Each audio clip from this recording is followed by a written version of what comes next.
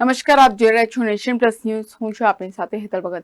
અરવલ્લી જિલ્લાના શામળાજીના ગલી સિમરો ગામે આધેડની હત્યાની અદાલતમાં 3 મકાનોને આગ ચાંપવામાં આવી હતી. અરવલ્લી જિલ્લાના શામળાજીના ગલી સિમરો ગામે આધેડની હત્યા કરવામાં આવી હતી. તે દિવસ પૂર્વે આધેડની હત્યાની શામળાજી પોલીસ સ્ટેશનમાં ફરિયાદ નોંધાઈ હતી. પોલીસે ફરિયાદીના આધારે આરોપીઓની ધરપકડ કરી હતી.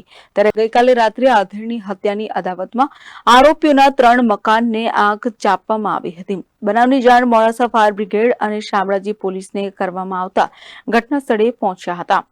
ફાયર બ્રિગેડના જવાનોએ પાણીનો મારો ચલાવી આગ પર કાબુ મેળવ્યો હતો. સદનસીબે આગની ઘટનામાં કોઈ જાનહાનિ થઈ ન હતી. Kapil Patel, nation plus news, Amreli. સમાચારોના સતત અપડેટ મેળવવા માટે અમારી નેશન પ્લસ ન્યૂઝની યુટ્યુબ ચેનલને સબસ્ક્રાઇબ કરો, બેલ આઇકન દબાવો અને જોડાયેલા રહો ફેસબુક, ઇન્સ્ટાગ્રામ અને ટ્વિટર પર.